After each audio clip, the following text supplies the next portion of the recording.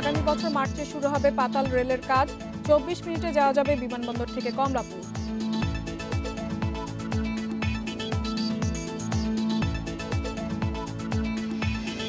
খেলাপির সঙ্গে বাড়ছে প্রভিশন ঘাটতি। মার্চ শেষে 11 ব্যাংকের ঘাটতি 12,500 কোটি টাকা।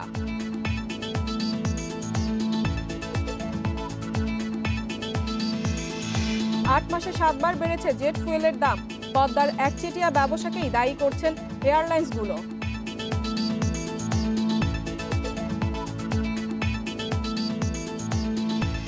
সবাইকে আমন্ত্রণ অর্থনীতি সারাদিনে। আপনাদের সঙ্গে আছে আমি ইফা তারা। এতক্ষণ শুনছিলেন শিরোনাম, এবারে জানাবো বিস্তারিত।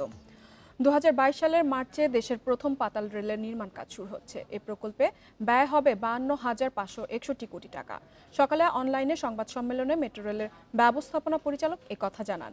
মেট্রো রেলের উত্তরা থেকে আগারগাঁও অংশ আগামী বছর জুনের মধ্যে চালুর লক্ষ্যে কাজ চলছে বলেও জানান তিনি। দেশের প্রথম দ্রুতগতির আধুনিক যান পাতাল রেলের নির্মাণ শুরু হবে আগামী বছর। বিমানবন্দর থেকে কমলাপুর পর্যন্ত পাতাল রেলের দৈর্ঘ্য হবে 20 কিলোমিটার। এই অংশে স্টেশন থাকবে 12টি। বিমানবন্দর থেকে কমলাপুর যেতে সময় লাগবে 20 মিনিট। একই প্রকল্পের আরেক রুট নতুন বাজার থেকে পূর্বাচল পর্যন্ত 11.36 কিলোমিটার উড়াল মেট্রো রেলের স্টেশন 9টি। পুরো প্রকল্পের কাজ শেষ হবে 2026 সালে। এই দুই রুটে প্রতিদিন যাতায়াত করতে পারবেন 8 লাখ যাত্রী। বাংলাদেশের প্রথম আন্ডারগ্রাউন্ড বা পাতাল মেট্রো রেল হচ্ছে এমআরটি লাইন 1। এই এমআরটি লাইন 1 আমরা সহসাই এটার নির্মাণ কাজ শুরু করতে যাচ্ছি। এই রুটের মোট দৈর্ঘ্য হচ্ছে 31.241 কিলোমিটার। তার মধ্যে পাতাল অংশ হচ্ছে 19.72 কিলোমিটার এবং উড়াল অংশ হচ্ছে 11.369 কিলোমিটার। অনলাইন সংবাদ সম্মেলনে জানানো হয়, টেস্ট ট্র্যাকে পরীক্ষামূলকভাবে চলছে মেট্রো রেল এবং ভায়াডাক্টে বা লাইনে চলবে আগস্টে। প্রকল্প মেয়াদের আগেই এটার কমার্শিয়াল অপারেশনে এটা যাবে, এই বিষয়ে আমরা নিশ্চিত।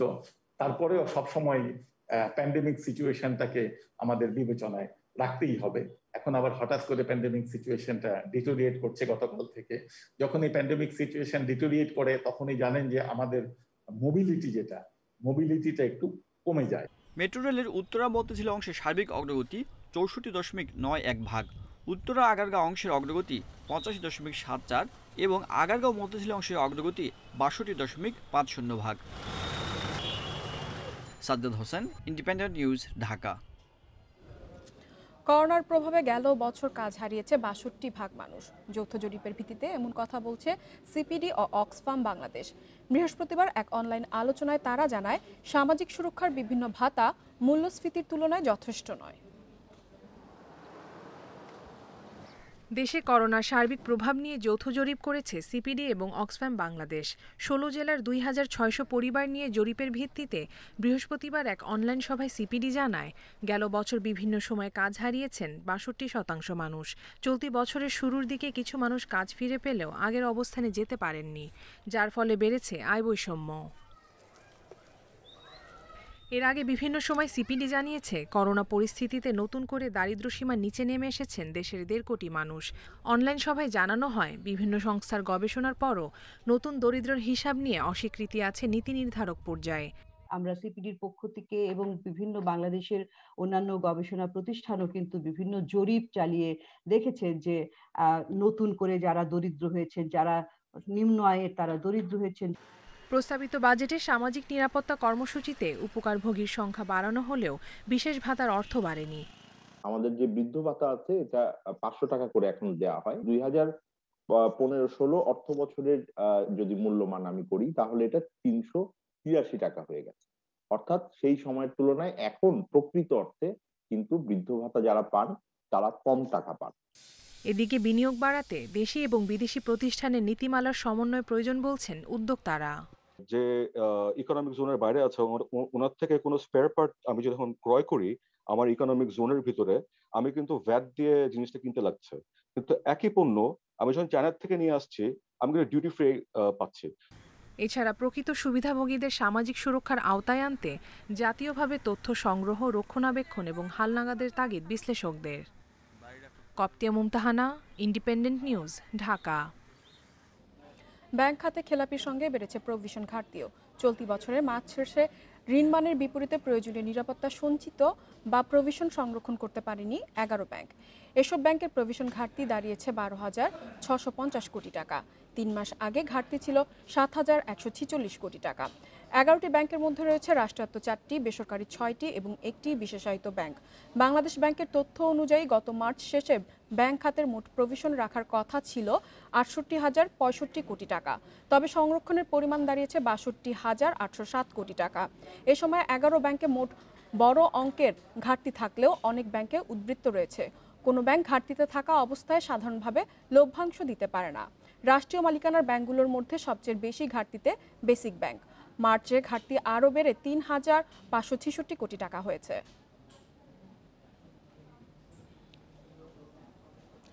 গত 8 মাসে 7 বার বেড়েছে জেট ফুয়েলের দাম। এতে অতিরিক্ত ভাড়া গুনতে হচ্ছে অভ্যন্তরীণ রুটের যাত্রীদের। গত 1 বছরে শুধুমাত্র ঢাকা সৈয়দপুর রুটেই ভাড়া বেড়েছে অন্তত 700 টাকা। বিমান সংস্থাগুলো বলছে অতিরিক্ত খরচ সমন্বয়ে বাড়ানো হয়েছে ভাড়া। বেশ সরকারি সংস্থা পদ্মা অয়েল বলছে আন্তর্জাতিক বাজারের সঙ্গে সমন্বয় করে দাম বাড়ছে। করোনার মধ্যে গত বছরের অক্টোবরে অভ্যন্তরীণ রুটে প্রতি লিটার জেট ফুয়েলের দাম ছিল 46 টাকা। ডিসেম্বরে লিটার প্রতি 2 টাকা বেড়ে হয় 48 টাকা। তার 1 মাস পর আবারও দাম বেড়ে হয় 53 টাকা। পরে ফেব্রুয়ারি, মার্চ, এপ্রিল ও জুনে দাম বাড়লে জেট ফুয়েলের দাম দাঁড়ায় 63 টাকায়। তবে আন্তর্জাতিক রুটে লিটার প্রতি জেট ফুয়েল কিনতে হচ্ছে 50 টাকা 15 পয়সায়।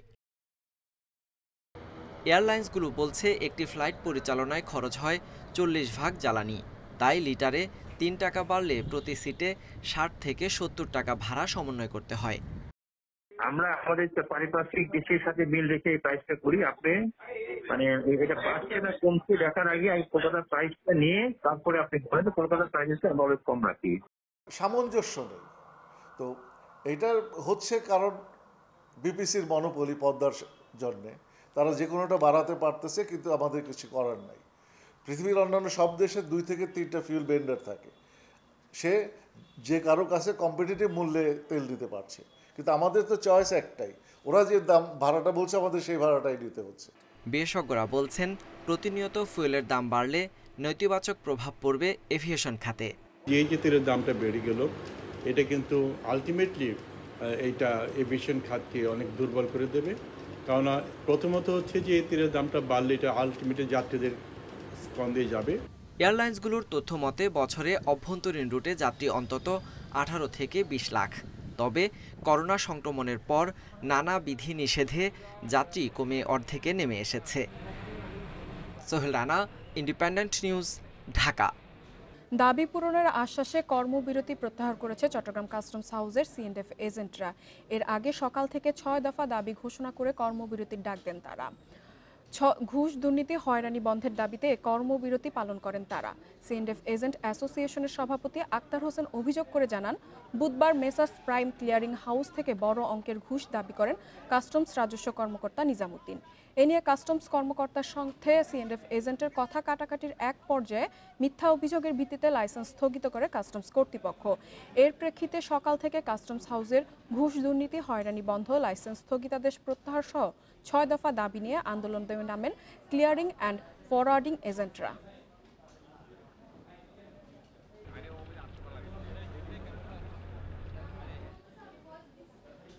তথ্য প্রযুক্তি, ওষুধ এবং বায়োটেক খাতে দক্ষিণ কোরিয়া ও বাংলাদেশের মধ্যে সহযোগিতা এবং অংশীদারিত্ব আরও জোরদার করার আহ্বান জানিয়েছেন এ খাত সংশ্লিষ্টরা।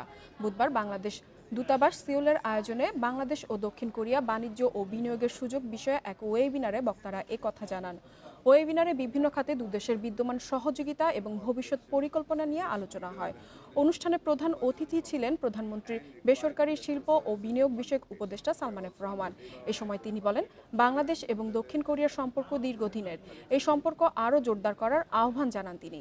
ওয়েবিনারে সালমান এফ রহমান বিভিন্ন খাতে বাংলাদেশের অর্জন এবং বিনিয়োগ সম্ভাবনা তুলে ধরান।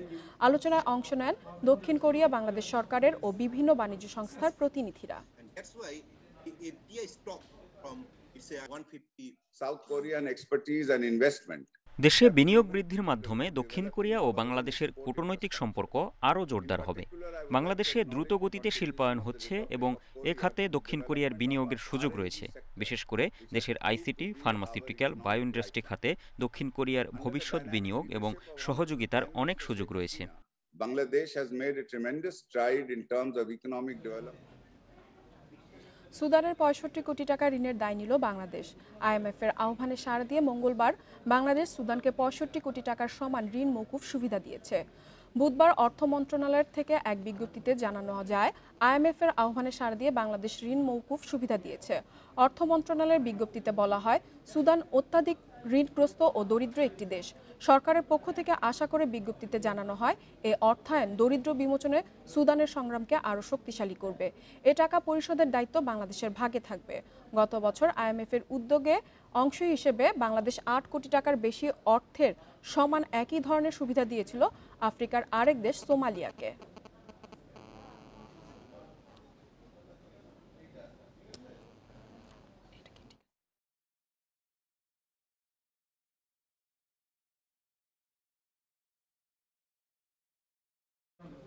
জলবায়ু পরিবর্তনের বিরূপ প্রভাব থেকে দেশের মৎস্য খাতকে রক্ষা করতে গবেষণার উপর জোর দেওয়ার আহ্বান জানিয়েছেন মৎস্য ও প্রাণী সম্পদ মন্ত্রী সম রেজাউল করিম। বৃহস্পতিবার রাজধানীর একটি হোটেলে এক কর্মশালায় এ আহ্বান জানান তিনি। এ সময় তিনি আরও বলেন, জলবায়ু পরিবর্তনের ফলে ক্ষতিগ্রস্ত দেশের মধ্যে বাংলাদেশ অন্যতম। এ পরিবর্তনের ধারা থেকে রেহাই পেতে নিজেদের সচেতন হতে হবে। মৎস্য খাতে লবণাক্ত সহনশীল মাছের জাত উন্নয়নে কাজ করার আহ্বান জানান তিনি। বলেন, সাগরে মাছের পাশাপাশি উপকারী শৈবাল নিয়েও গবেষণা করতে হবে। ইতিমধ্যে সাগরে টুনা মাছ চাষের প্রকল্প হাতে নিয়েছে সরকার। গত বছর দেশে মাছের উৎপাদন হয়েছে ৪৫ কোটি ৩ লাখ টন। মন্ত্রী জানান, স্বাধীনতার পর দেশে মাছের উৎপাদন বেড়েছে ৫ গুণ।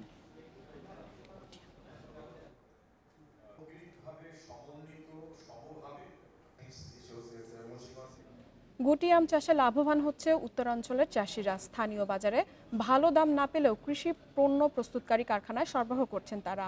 মে থেকে আগস্ট বছরের এই ৪ মাস পাকা আমের মৌসুম। দেশে আমের জন্য বিখ্যাত চাঁপাইনবাবগঞ্জ, রাজশাহী, নাটোর, পাবনা ও দিনাজপুরের বিস্তীর্ণ অঞ্চলে এ সময় গাছে পাকা আম পাড়া ব্যস্ত থাকেন চাষিরা। এই অঞ্চলের আমের স্বাদ সারা বছর ভোক্তার কাছে পৌঁছে দিতে রাজশাহী অঞ্চলের গোদাগাড়িতে এবং নাটোরে পাল্প সংগ্রহ কারখানা করেছে শিল্প প্রতিষ্ঠান প্রাণ গ্রুপ, যেখানে প্রতিদিন ৫৫০ টন আমের পাল্প সক্ষমতা রয়েছে। চুক্তি অনুসারে প্রতি বছর প্রতিষ্ঠানকে গুটি জাতের আম সরবরাহ করেছে রাজশাহীর গোদাগাড়ির চাষিরা। স্থানীয় কারখানায় নানা ধাপে প্রক্রিয়াজাত করে আমের পাল্প, জুট সহ নানা উপজাত পণ্য তৈরি হচ্ছে।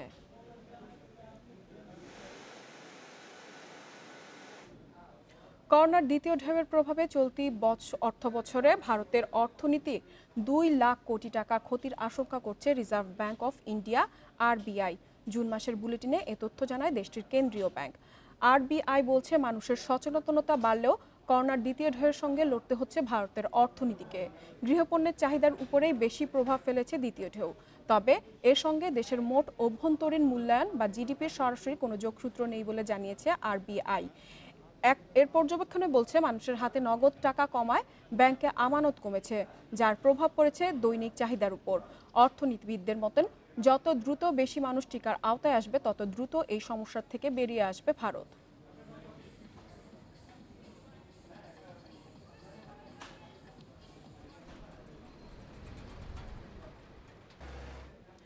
বিশ্বের তৃতীয় বৃহত্তম হীরা আবিষ্কারের ঘোষণা দিয়ে বিশ্বকে তাক লাগিয়ে দিয়েছে আফ্রিকার দেশ বতসোয়ানা।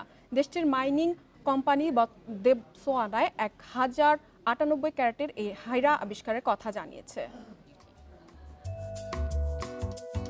হীরার আকার নিয়ে মানুষের আদিক্ষেতার শেষ নেই, তাই বড় আকারের হীরা উত্তোলন নিয়ে হীরক খনিতে সমৃদ্ধ দেশগুলোতে রীতিমতো প্রতিযোগিতা চলে।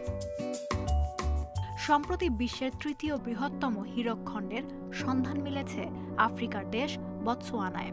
১ জুন বতসোয়ানা সরকার ও ডায়মন্ড জায়ান্ট দি বেয়ার্সের যৌথ উদ্যোগে পরিচালিত দেবসোয়ানা ডায়মন্ড কোম্পানি অমসৃণ হীরক খণ্ডটি খনি থেকে উত্তোলন করে।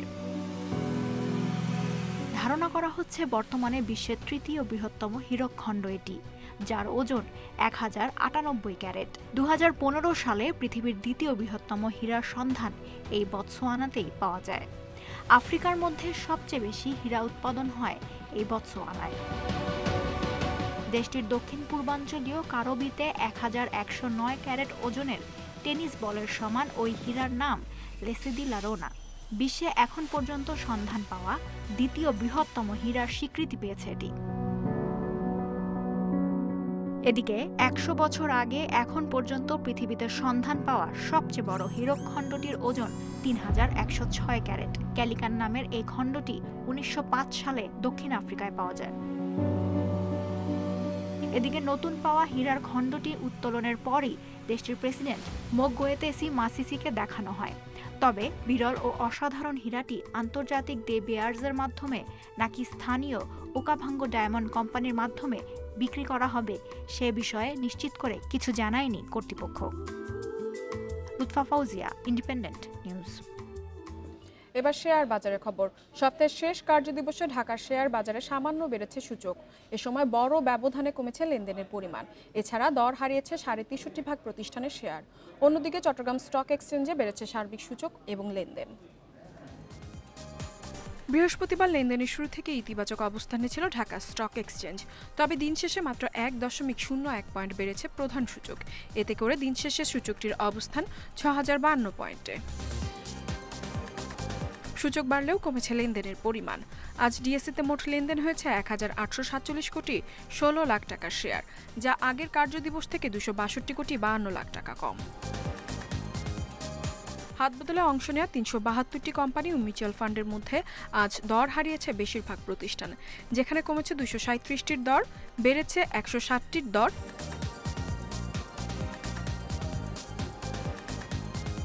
লেনদেনের শীর্ষে থাকা প্রতিষ্ঠানের তালিকায় প্রথম অবস্থান ধরে রেখেছে বেক্সিমকো লিমিটেড, দ্বিতীয় National Feed Mill, Pioneer Insurance তৃতীয় অবস্থানে। শতাংশের দিক থেকে দরবৃদ্ধির তালিকার প্রথম অবস্থানে রয়েছে মনুস্পুল পেপার ম্যানুফ্যাকচারিং, দ্বিতীয় পেপার প্রসেসিং অ্যান্ড প্যাকেজিং, তৃতীয় অবস্থানে তমিজউদ্দিন টেক্সটাইল। অন্যদিকে চট্টগ্রাম স্টক এক্সচেঞ্জে সার্বিক সূচক বেড়েছে 40.39 পয়েন্ট, লেনদেন 104 কোটি 95 লাখ টাকার শেয়ার। ইফাতারা, independent news. এই ছিল আজকের অর্থনীতি সারাদিনের আয়োজনে। ইন্ডিপেন্ডেন্ট টেলিভিশনের সব খবর আরও জানতে চোখ রাখুন ফেসবুক, ইউটিউব এবং টুইটারে। আমন্ত্রণ আমাদের পরের আয়োজনে।